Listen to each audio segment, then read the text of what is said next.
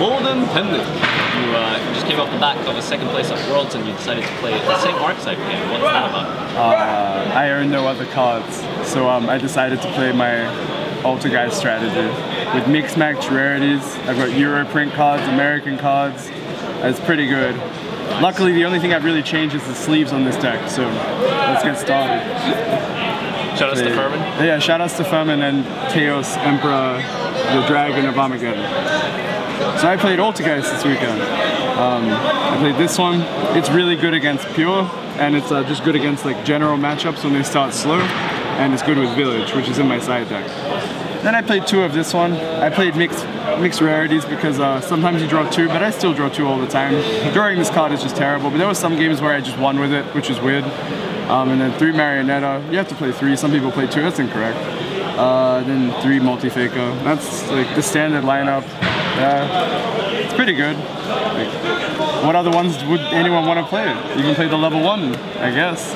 That'd be kind of cool. Oh, just kidding. I do play the level 1. My bad. That was strictly intentional. 3 Ash again. Some Americans, some mixed rarity. This card's like average at best. You need it against Pure going second. I sided out going first against Pure though. I don't think it's very good.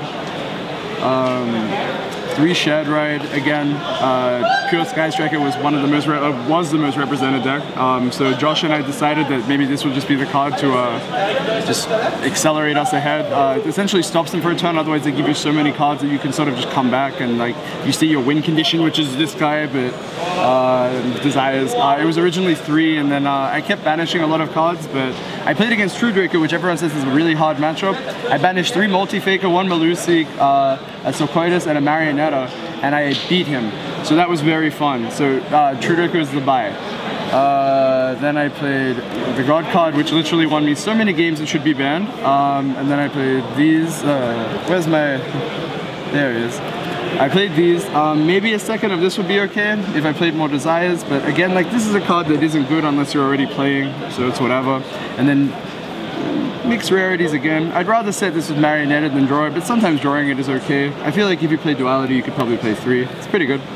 Then I played 3 Heavy Storm Duster, which is like just overlaps across like the entire field except for like weird decks like Goki. Even then you can hit mid-breaker field with it, which is cool. There's also like a cool interaction that I learned this weekend where if your opponent has, let's say, impermanence lined up with like, in theory we'll say a floodgate, but like how about here we'll say like a personal spoofing, and you have this set and they have like another set card. If they activate impermanence targeting your monster in this lineup, like in chain to this, you can chain this and then like kill this, and then people just don't read the card. It won't negate the spoofing anymore. Wild. So that was pretty cool. Learning that this weekend was great. I'm going to use that in some events, hopefully. Then I played 1 Judgment, again, the God card. Probably shouldn't be legal, but it's fair enough that it is. Alongside Judgment was these ones. These is really good against Pure. I think this is probably like one of the best cards of like the weekend. I've seen a lot of people just say like, I've just lost straight up to like Warning or Strike. It's really good when they're already playing like going first, and then going second you can just set it. And they're not winning if they're not like linking or summoning, and they only have so many ways to summon dudes and get back Rays, and like there's only 3 Rays in a deck. They see it as often as they want, but there's still only 3 Rays in a deck, so you'll just activate this and cut them off Ray, which is basically the whole premise of the deck. Cut them off Ray and then hope for the best. 3 Spoofing, standard. 3 Mind Crush. This wasn't in my deck. It was kind of average, but then in practice in the entire tournament it was just insane.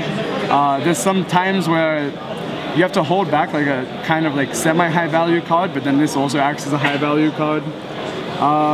Drawing 2 is also really good. I think you have to play 3 given the field like in Europe, but I can see myself, like, I generally side 1 out going second. It just doesn't seem as good as some of the other cards that I'm siding in, but like when you draw 2 it's just insane. Against engages it's insane, like when your opponent adds 2 engages, you know? Impermanence again.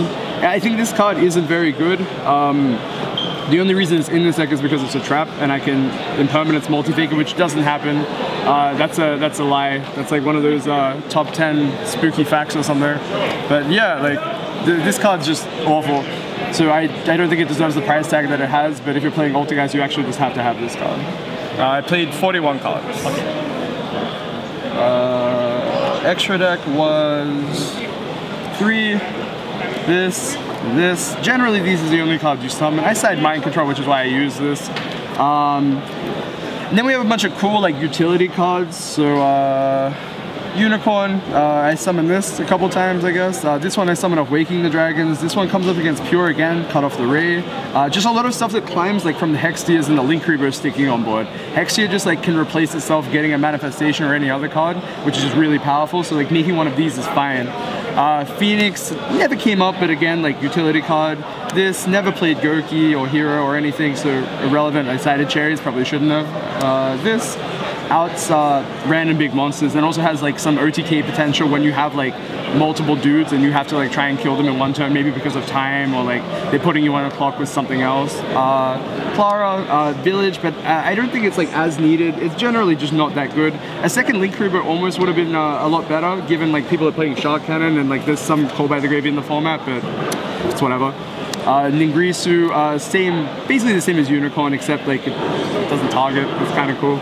Borrowload again never came up. It's just like the same application with this. Like you can summon it sometimes and kill them or like answer big threats. And then I played this. This one just randomly won me games with like Waking the Dragon because people don't respect set cards. And when they do, it's generally good for you as well because you want to be able to flip your cards when you want to, not when your opponent forces you to. Which is why I originally didn't like Strike, but Strike is just so high value that you just have to play it now.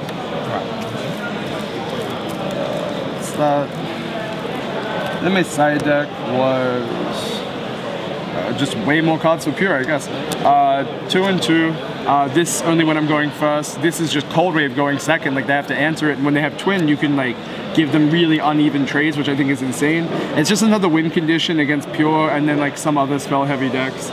Just sticks to the board like Imperial, I guess. And then I played this one. Just going first against most decks that have removal, and like against Draco, it's like really, really strong. I regret siding 3. Maybe it just should have been 2. Josh said it's just like one of the better cards, but I don't think it is. Against Draco, I resolved 2 of these and I summoned a Ultimate Falcon pointing below a Link Reaver. He answered my board and then he killed another one. I still had the Falcon, mind you. So I summoned a Boral Sword up top, and his Gozen was just irrelevant because they're both darks, which was actually really cool against Draco. 2 Mind Control, steal the Ray, cut them off the Ray. Ray doesn't exist. This, I don't side this against Pure. I think it's terrible against Pure. They just accumulate so many cards, and like this is just like a -1 and it doesn't achieve anything. So I only sided against Gurki. I thought about it against the mirror match, but I don't think it's worth it. The games like where they hex you multiple times, like those are the games that you're probably losing anyway because they have more cards than you do. And like this taking away a card just doesn't help you. And then 3 border for the auto win against like Trickstar and Altergeist. I wasn't originally using this card, but after getting destroyed by my boy Wang Chia-chan at Worlds, I said, you know what, I'll give it a shot. And then I got 3 this weekend, and it proved to be pretty good. So yeah, that's my deck. Shout out. Any last words? Shout out to my fallen comrade Yu-Gi-Oh! Singles. It happens, you know. Sometimes people are snakes. Sorry, we got a hat. Oh, my head's very big. Don't forget your Instagram. You gotta say it. Oh, sorry, I learned a lot of German this weekend, so ich bin ein best ALTERGEIST-Spieler in der Welt. Auf der Welt. Shut up. Oh, and shout out to Aaron Chase Furman and all the other Australians that came with me. And the Instagram. And my Instagram, at Bohdan_official_.